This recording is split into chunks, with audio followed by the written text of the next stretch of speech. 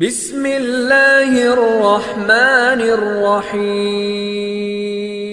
نحمده ونستعينه ونستغفره ونعوذ بالله من شرور أنفسنا ومن سيئات أعمالنا من يهده الله فلا مضل له ومن يضلل فلا هادي له وأشهد أن لا إله إلا الله وحده لا شريك له وأشهد أن محمدا عبده ورسوله أما بعد فإن خير الحديث كتاب الله وخير الهدي هدي محمد صلى الله عليه وسلم وشر الأمور محدثاتها وكل محدثة بدعة وكل بدعة ضلالة وكل ضلالة في النار.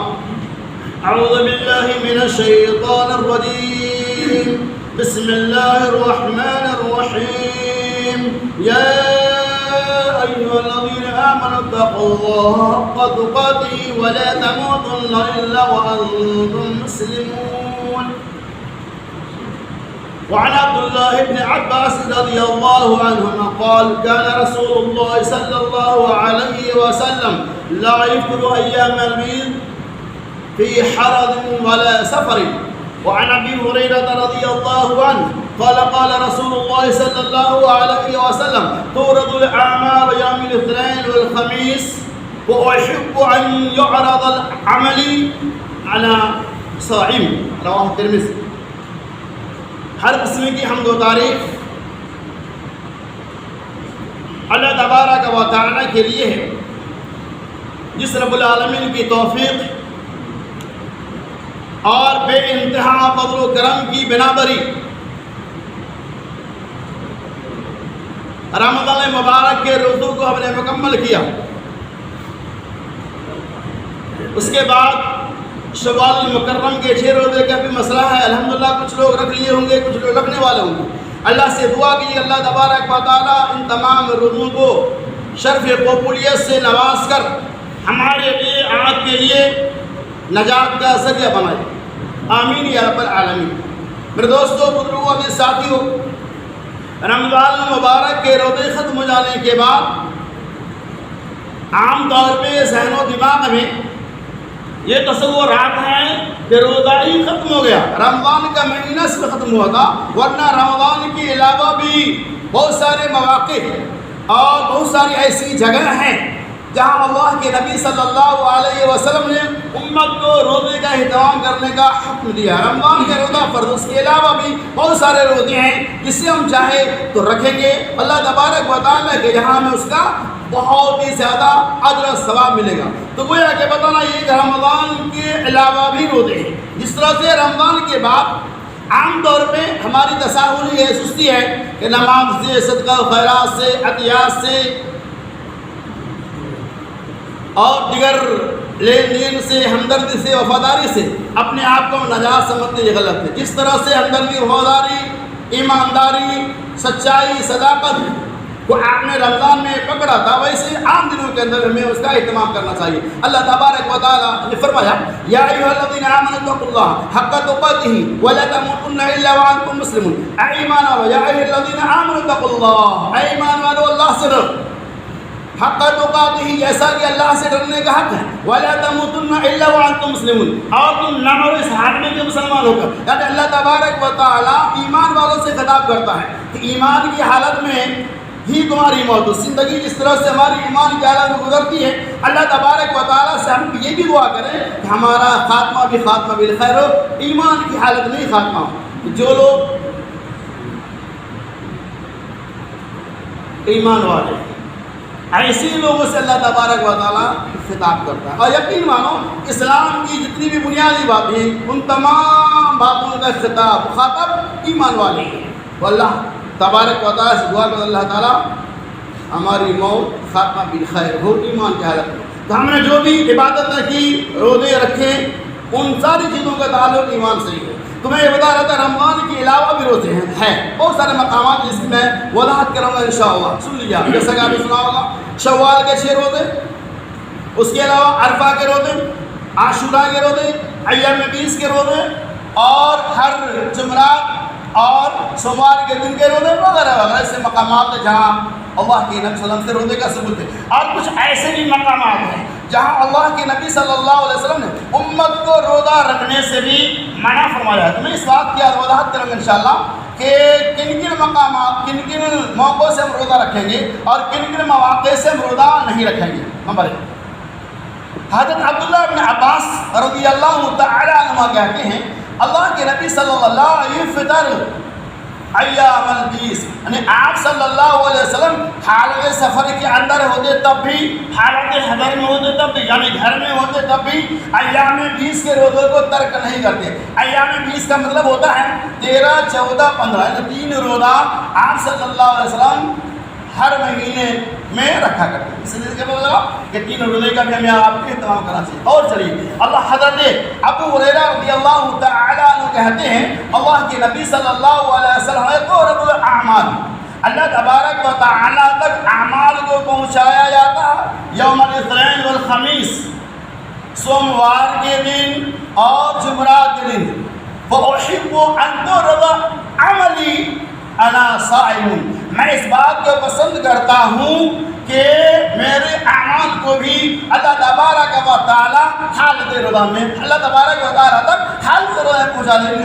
اس لیے میں روزہ رکھتا ہوں۔ اس حدیث سے کیا پتہ چلا کہ ہم اگر چاہیں تو ہر جمعرات کے دن اور ہر پیر کے دن روزہ رکھ سکتے ہیں۔ اس کے علاوہ چلیے اللہ کے نبی صلی اللہ علیہ وسلم سے صحابہ کرام نے پوچھا کہ یا رسول اللہ صلی اللہ علیہ وسلم آپ ہر سوموار کے دن روزہ کیوں رکھتے ہیں، ایکسٹرا رکھ سکتے ہیں؟ اللہ کے نبی، اس سے مبارک مسلم ابو داؤد کی روایت ہے، اللہ کے نبی صلی اللہ علیہ وسلم نے فرمایا میں ہر پیر کے دن، سوموار کے دن روزہ اسی لیے رکھتا ہوں کہ سوموار کے دن ہی میری ولادت ہوئی اور سوموار کے دن ہی مجھے میری نبوت ملی۔ اسی بنیاد پر میں ہر سوموار کے دن روزہ رکھنا رکھتا ہوں۔ پتہ اس طریقے سے چلا کہ آپ اگر چاہیں رسول کی محبت میں، محمد صلی اللہ علیہ وسلم کی انسیت میں ہر سوموار کو آپ روزہ رکھ سکتے ہیں، کوئی مسئلہ نہیں، اس کی گنجائش ہے احادیث پاک کے اندر۔ اسی طرح سے عن ابی قتادہ رضی اللہ عنہ قال قال رسول اللہ صلی اللہ علیہ وسلم يوم صوم عرفة أحتسب على الله أن يكفر سنة قبل والسنة اللي بعده۔ حضرت ابو قتادہ رضی اللہ تعالی عنہ کہتے ہیں اللہ کے نبی صلی اللہ علیہ وسلم نے عرفہ کے دن کے روزے کے بارے میں احتسب علی اللہ، اللہ تبارک و تعالی سے ہمیں گمان ہے کہ عرفہ کے دن روزہ رکھنے کی وجہ سے 1 سال پہلے اور 1 سال بعد کے گناہوں کو معاف فرما دے گا۔ اسی طرح سے آپ صلی اللہ علیہ وسلم صوم یوم عاشوراء کہ عاشورہ کے دن روزہ رکھو، عاشورہ کے دن روزہ رکھنے سے کیا پالو ان یکفر سنۃ الماضیہ کہ اللہ تبارک و تعالیٰ 1 سال گزشتہ ماضی میں جو آپ نے گناہ صغائر کیے، اس ایک عاشورہ کے روزہ رکھنے کی وجہ سے اللہ تبارک و تعالیٰ آپ کو صغائر گناہ کو معاف فرما دے گا۔ اس طرح سے بات یہ چلا کہ عرفہ کے روزہ بھی رکھ سکتے ہیں اور عاشورہ کا بھی روزہ رکھ سکتے ہیں۔ اور چلیے آگے اللہ کے نبی صلی اللہ علیہ وسلم کی اور بھی تعلق سے بہت ساری روایتیں آتی ہیں، جیسے کہ شوال کے 6 روزے کے بارے میں انشاءاللہ میں اس کی تفصیل بیان کروں گا۔ اور چلیے آگے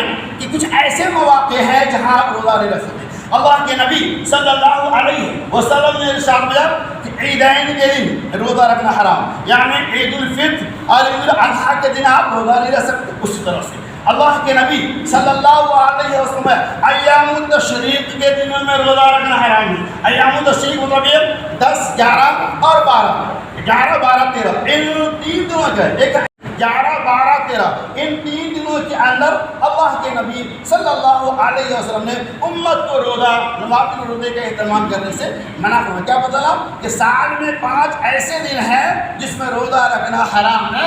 اگر کوئی آدمی روزہ رکھتا ہے تو اس کا روزہ بھی نہیں ہوگا، فرض سنت کی مخالفت کی وجہ سے اسے گناہ میں شمار کیا جائے گا۔ اسی طرح سے آپ صلی اللہ علیہ وسلم خاص کر اگر کوئی آدمی جمعہ کے دن نفلی روزے کا اہتمام کرنا چاہتا ہے تو وہ نہیں کر سکتا، لیکن اگر کوئی آدمی پہلے سے رکھتا آ رہا ہے، مثال کے طور پہ سمجھیے شوال کے 6 روزے کوئی رکھتے ہوئے آ رہا ہے، آج 5واں روزہ ہے، تب اگر ترتیب کے ساتھ ہے تو اس اعتبار سے آپ رکھ سکتے ہیں۔ خاص کر جمعہ کے دن آپ اگر روزہ رکھنا چاہیں تو نبی علیہ السلام نے کہ جمعہ کے دن آپ روزے کا اہتمام نہیں کر سکتے ہیں، اس کی گنجائش ہے۔ اسی طرح سے نبی علیہ السلام نے جنگ کے موقع سے بھی اس کی اجازت دی ہے۔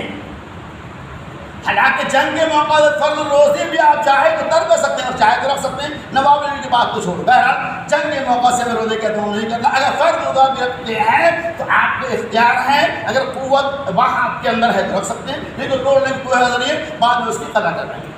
تو یہ چند روزے سے متعلق باتیں تھیں جس کو آپ نے بھاگا اور سماعت میں کیا بولتا کہ رمضان کے روزہ ختم ہو جانے کے بعد روزہ کا معاملہ ختم نہیں ہوتا، روزہ کا معاملہ ہم سے آپ سے لگا ہوا رہتا ہے. یہ اور بات ہے کہ ہم اس کا اہتمام نہیں کرتے ہیں. الحمدللہ بہت سارے ہمارے بھائی ہیں جو خاص طور سے یوم النہر کے روزے کا اہتمام کرتے ہیں، عاشورہ کے دن کا روزے کا اہتمام کرتے ہیں، اور اس طرح سے جو شوال وغیرہ کا روزہ اس کا اہتمام کرتے ہیں. اس کے علاوہ اور اگر آپ جب چاہیں نقلی روزے کا اہتمام کر سکتے ہیں، کوئی مسئلہ نہیں. گویا کہ خلاصہ کلام یہ ہے کہ رمضان کے روزہ ختم ہو جانے کے بعد ہم بالکل آزاد نہیں ہیں، چاہے تو ان مواقع سے ہم روزہ رکھ کر اجر عظیم کے مستحق ہو سکتے ہیں. اور چلیے اسی طرح سے عن ابي ايوب الانصاري رضي الله عنه قال قال رسول الله صلى الله عليه وسلم من صام رمضان ثم اتبعه من شوال كان كصيام الدهر. حضرت ابو ایوب انصاری رضی اللہ تعالی عنہ کہتے ہیں اللہ کے نبی صلی اللہ علیہ وسلم نے ارشاد فرمایا من صام رمضان ثم اتبعه من شوال، جس آدمی نے رمضان کے روزوں کو مکمل کیا، رمضان کے روزوں کو رکھا اور اس کے بعد انہوں نے شوال کے 6 روزے کا اہتمام کیا، کان کا صیام الدہر، اللہ تبارک و تعالی انہیں سال بھر روزہ رکھنے کے برابر ثواب عطا فرمائے. گویا کہ رمضان کے روزہ ختم ہو جانے کے بعد شوال کا روزہ کا اہم مسئلہ ہے. اس سے متعلق کچھ باتیں ہیں، امپورٹنٹ باتیں، اس کا باغ سماعت فرمائیں. عام طور پہ معاشرے کے اندر یہ بات پھیلی ہوئی ہے کہ شوال کا روزہ بعض لوگ کہتے ہیں ترتیب رکھنا ہے، اور کیسے رکھنا ہے؟ باسی عید سے ہی رکھنا ہے. یہ تو خلاف شرع، اس کی کوئی ایسے نہیں. نمبر 2، بعض لوگ یہ کہتے ہیں کہ شوال کا روزہ رکھنا چاہتے ہیں تو باسی عید کا روزہ پہلا روزہ رکھنا ضروری ہے، بعد میں شوال میں رکھیں. یہ بھی غلط ہے. صحیح یہ ہے کہ آپ شوال کے روزوں کو چاہیں تو باسی عید سے شروع کریں، تابر 6 روزے رکھیں، اور اگر چاہیں تو 2-4 دن کے بعد، 1 ہفتے کے بعد، 2 ہفتے کے بعد 6 روزے کے اہتمام کریں. وہ یہاں کے کل ملا کر حاصل کلام یہ ہے کہ شوال کے مہینے میں 6 روزے کا اہتمام آپ چاہے تو ترتیب کریں اور آپ چاہے تو بلا ترتیب کریں، آپ کی سہولت کے اعتبار سے ہے. لہذا محمد صلی اللہ علیہ وسلم نے شریعت نے جس معاملہ میں ہمارے لیے سہولتیں دی ہیں اس معاملہ کو ہم مقید نہیں کر سکتے. لہذا خلاصہ یہ ہے شوال کے 6 روزے کی بڑی اہمیت ہے. آپ اپنے اعتبار سے جیسا بھی چاہے، جس طرح سے بھی چاہیں، آپ شوال کے 6 روزے کا اہتمام کر سکتے. اس کے علاوہ مسئلہ یہ ہے، عام طور پر بات گونج رہی ہے کہ رمضان کے مہینہ میں جن کے روزے قضا ہو گئے، یعنی 5 6 7 8 2 4 جو بھی ہو، وہ جن سے قضا ہو جاتے ہیں. ایگزامپل 5 روزے چھوٹ چکے ہیں. اب کچھ لوگ یہ کہتے ہیں کہ جن کے رمضان کے مہینہ میں 5 روزہ چھوٹ چکا ہے، پہلے وہ ان چھوٹے ہوئے روزے کی قضا کرے گا، پھر شوال کے جو 6 روزے ہیں وہ رکھے گا. ایسا کوئی ایک دم امپورٹنٹ نہیں، ایسا کوئی ضروری نہیں.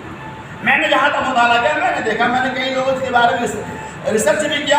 خلاصہ اس کا یہی ہے کہ اگر رمضان کے روزے آپ کے پاس 2-4 چیزوں بھی بقایا ہے، آپ اگر چاہیں پہلے اس کو شوال میں رکھ لیں اور پھر 6 روزے کے بعد 6 روزے اور شوال میں رکھ لیں. اگر آپ کو اتنی سہولت نہیں ہے تو آپ چونکہ شوال کا مہینہ ایک محدود ہے، 30 یا 29 دن کے اندر ہی 6 روزوں کو پورا کرنا ہے. لہٰذا رمضان کا روزہ جو آپ کے اوپر قضا 5 6 2 4 جو بھی ہے، چاہے تو وہ بھی شوال میں رکھ لیں، اور نہیں رکھنا چاہتے ہیں تو شوال کے 6 روزے کا وقت محدود ہے، آپ رکھنا چاہتے ہیں ان کو شوال میں ہی رکھنا ہے.